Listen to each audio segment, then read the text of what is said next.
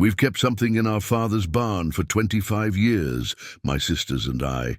3 old women now, white-haired and bent, bound together not by blood alone, but by a silence so heavy it's aged us beyond our years. The barn stands at the edge of our property, where the Oregon pines grow so thick the sunlight never quite reaches the ground, and we've told everyone who's ever asked that it's unsafe, that the roof might collapse, that the foundation's rotted through. But the lock on those doors is new, replaced every few years, and between the 3 of us, someone checks it every single night before we sleep. People think triplets share everything, that we can read each other's thoughts, finish each other's sentences.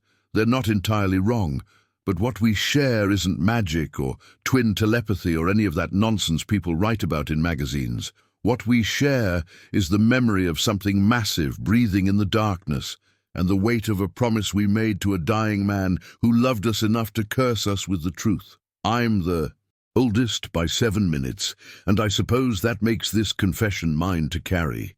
My hands shake now when I hold the barn key, not from age, but from the knowledge of what we've done, what we've protected, what we've allowed to exist just beyond those warped wooden walls.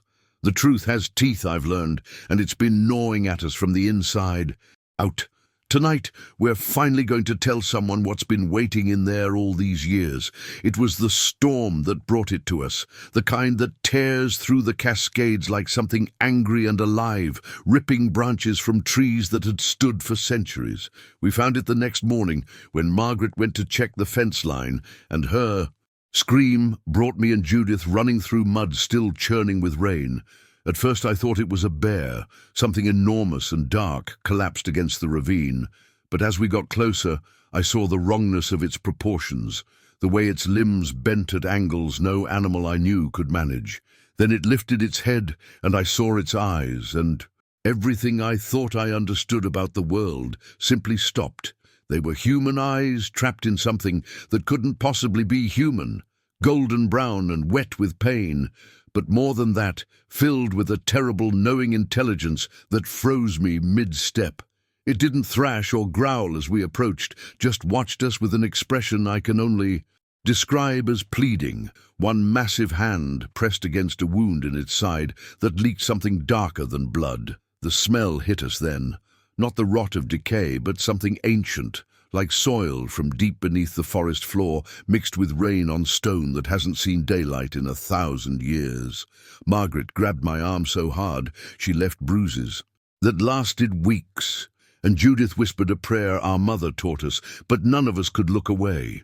The creature made no sound, but somehow I could feel what it was asking, the way you know someone's watching you even in total darkness. I thought of our father then, delirious in his final days, gripping my hand and making us promise over and over about the old one, the guardian, the thing he'd wronged but never explained.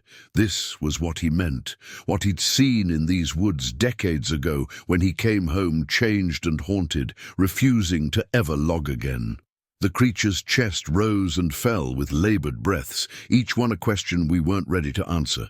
We should have called someone. The Forest Service or wildlife authorities, or anyone with sense and credentials and proper procedures. Instead, the 3 of us looked at each other with that silent understanding only sisters know, that wordless agreement that would bind us to secrecy for the next 25 years. Judith ran for the truck, Margaret for bandages and tarps, and I stayed there in the mud, meeting those impossibly human eyes, watching something ancient and afraid slowly trust me enough to let us carry it home. Getting the creature into the barn took all 3 of us and most of our strength, dragging its weight across pine needles and soft earth while it remained terrifyingly passive, trusting us, with a faith that felt heavier than its body. We cleared out decades of my father's old equipment, tools rusted into silence, creating a space in the deepest corner where shadows pooled thick even at noon. It settled there against the back wall, with something like relief, those golden eyes tracking our movements as we brought water in buckets and old quilts that had belonged to our grandmother. The barn door sealed with a sound like a promise we couldn't take back. The creature never made a sound in all those years, not once, though we learned to read its needs in the tilt of its massive head and the way its breathing changed. We took turns bringing food, whatever we could spare or hunt, watching it eat with a delicacy that seemed impossible for something so large. Margaret started bringing her medical supplies, cleaning wounds that healed strangely fast, leaving patterns like tree bark across its flesh. I read to it sometimes from Father's old books, and swear I saw recognition flicker across features too alien to fully comprehend. Months became years, and the routine became ritual, something that shaped our days around its silent presence. We never discussed what we were doing or why, as if speaking it aloud might break whatever fragile understanding we'd built. The creature grew stronger, filling out the barn's darkness with a presence that felt less like captivity and more like guardianship, though we couldn't say who was protecting whom. Sometimes I'd arrive to find it had moved things, rearranged tools into patterns that looked almost deliberate, almost like language.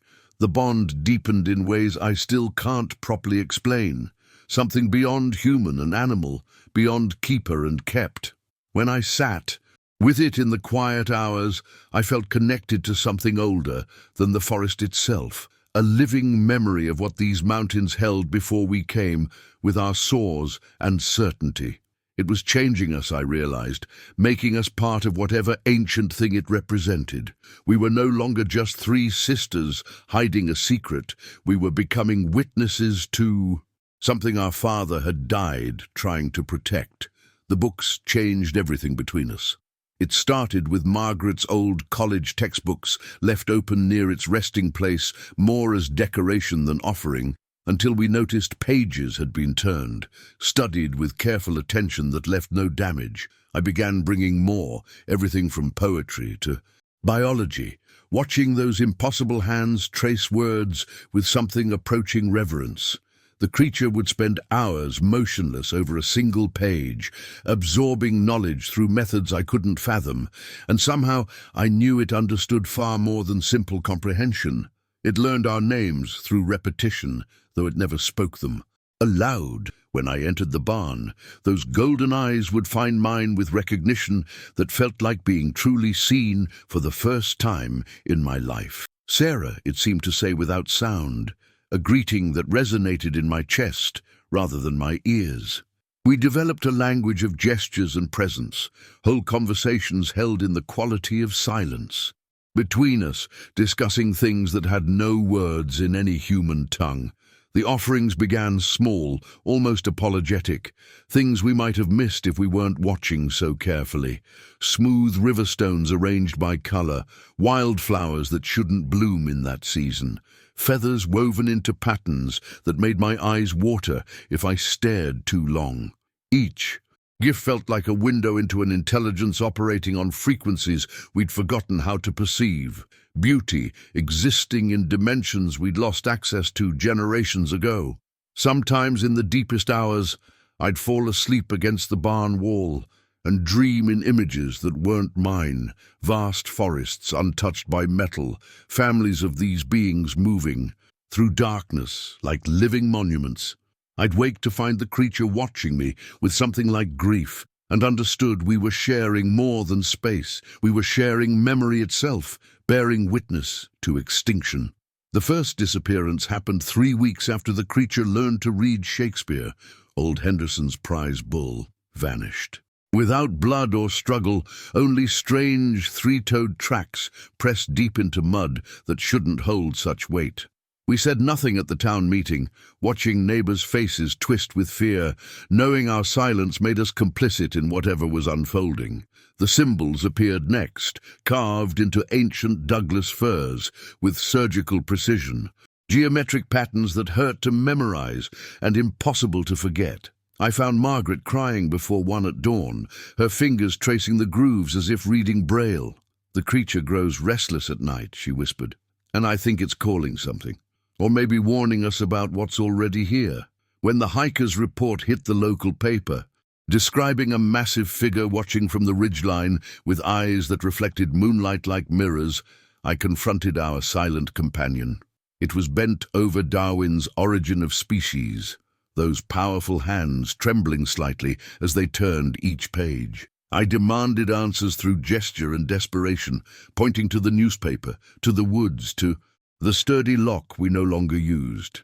The creature stood slowly, moving to the barn wall where it began drawing with charcoal, long fingers creating an image that stopped my heart. 2 figures, one in the barn, one in the trees beyond, and between them, 3 small shapes that could only be sisters, positioned like pieces on some vast and terrible board. The offerings began the morning after the drawing, arranged on the barn floor while we slept. Femur bones from creatures that shouldn't exist in Oregon, positioned in spiraling patterns that suggested mathematics beyond our understanding. Margaret photographed them before the creature swept them aside each evening, as if the message expired. With daylight, we never saw it create these arrangements, only discovered them like prayers left at an altar we couldn't comprehend. Then came the bark paintings, rolled carefully and left beside our coffee thermoses. Cave art replicated with obsessive detail, depicting hunts and ceremonies from an age before recorded history. Catherine recognized the mountain silhouettes in the backgrounds, peaks visible from our own property, suggesting these scenes unfolded on land we'd walked our entire lives. The creature watched us examine each one with eyes that held something like desperate hope. The map arrived on a Sunday, drawn on stretched deerskin with what smelled like berry ink and ash. It marked our barn, the main logging roads, and a location deep in the restricted forest land where Father spent his final working years. X marks scored so deeply the hide was nearly torn, surrounded by symbols we'd seen carved in the trees. The creature pressed the map into my hands with a force that felt like command. We understood then that these weren't gifts but a curriculum, each offering a lesson, building towards something inevitable. The creature was teaching us to read a history written in bone and stone, preparing us for a truth buried in those forbidden woods where our father once kept his own terrible secrets. We entered the caves on a Tuesday, following the map, while the creature watched from the barn door with an expression that resembled mourning. The passages descended deeper than seemed possible, carved smooth by hands rather than water, lit by our trembling flashlights. Catherine found the first journal wedged in a wall niche, its leather cover embossed with the same logging company that employed our father. Inside, dated entries from 1923 described encounters with tall ones that moved through ancient forest groves, marked as protected territories by agreements older than the state itself. The deeper chambers revealed more journals, dozens of them, a chronicle of growing tension between loggers and something they called guardians of the old growth. The men wrote of beings that communicated through carved symbols that prevented logging in specific areas with an intelligence that unnerved even the hardest workers. Then came the fateful entry from August 1924, describing a foreman's decision to clear a restricted grove, despite warnings, how the chainsaws revealed not just trees, but carefully hidden dwellings woven into the root systems.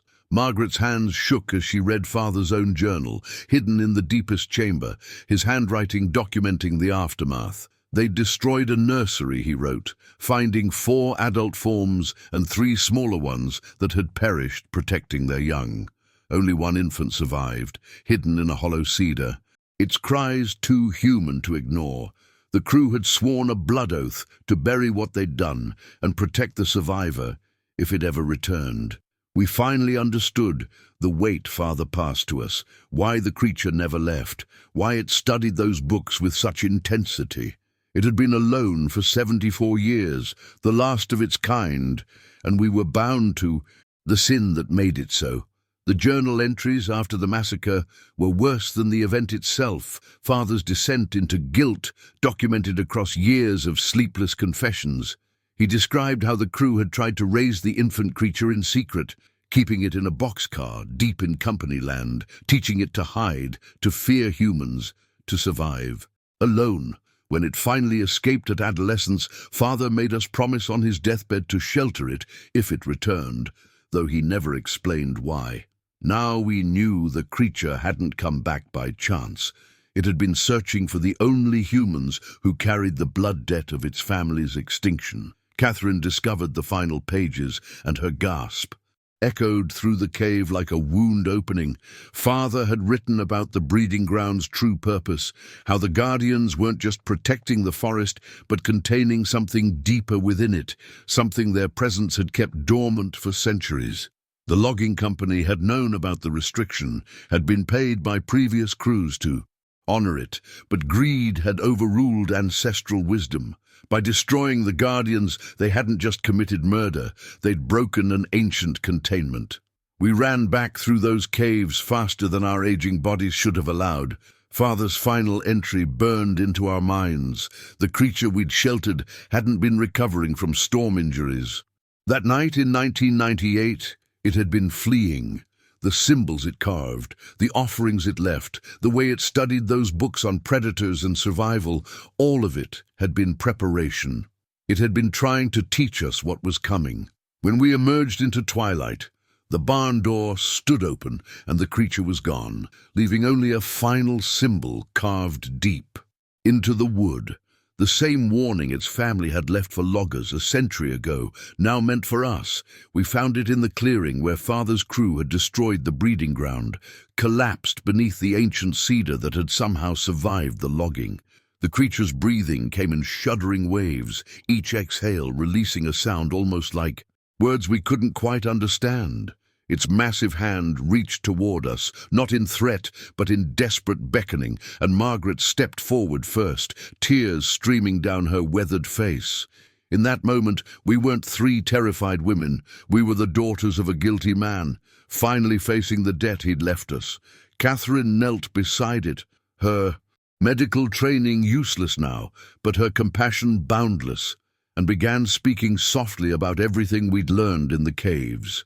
The creature's eyes, those impossibly human eyes, filled with something that looked like relief, and it pressed one clawed finger against the earth, drawing with its last strength, not a warning this time, but a map, showing us where to run, where the safe places remained, which paths the thing it had contained would not follow. It had been preparing us all along, turning prey into survivors. I held its other hand as the light faded from its gaze, feeling the rough texture of skin that had endured decades of loneliness and purpose. "We understand now," I whispered, and whether it heard me or not, its body seemed to ease. The Guardian died protecting the descendants of its murderers because duty ran deeper than vengeance, because some creatures are better than the humans who destroy them. We buried it there beneath the cedar and ran toward the safe paths it had shown us, finally understanding what it means to be sheltered by grace we never deserved. We followed the creature's map through the mountain passes it had marked as safe, three old women moving through the dawn, with the weight of understanding finally settling on our shoulders. Behind us, we heard the forest itself seem to scream, trees splintering, the earth groaning as something ancient and rage-filled tore through the landscape we'd abandoned. The barn we'd maintained for 25 years exploded into flames on the horizon, and we knew the thing hunting us had found only emptiness where it expected cowering prey. The Guardian had bought us this chance with decades of silent vigilance. We reached the ranger station by midday and told them everything except the parts that mattered most, reporting only that something dangerous moved in the restricted forest land, that old logging sites had destabilized, that people needed to stay away. They listened with the patronizing concern reserved for elderly women with wild stories, but they closed the trails anyway. We'd done what we could to protect the ignorant from inheriting our father's sins. Now we live in a small coastal town where the trees are young and the woods hold no secrets older than 100 years. But sometimes at night, we hear it in the distance, that sound of something massive moving with purpose through forests far away. The creature's map didn't just show us escape routes. It showed us the patterns of something that would search forever, denied its vengeance but never its rage. We were saved by something we helped destroy, and that mercy burns deeper than any punishment ever could have. What would you protect even if it terrified you? Subscribe to hear more stories that change how you see the world.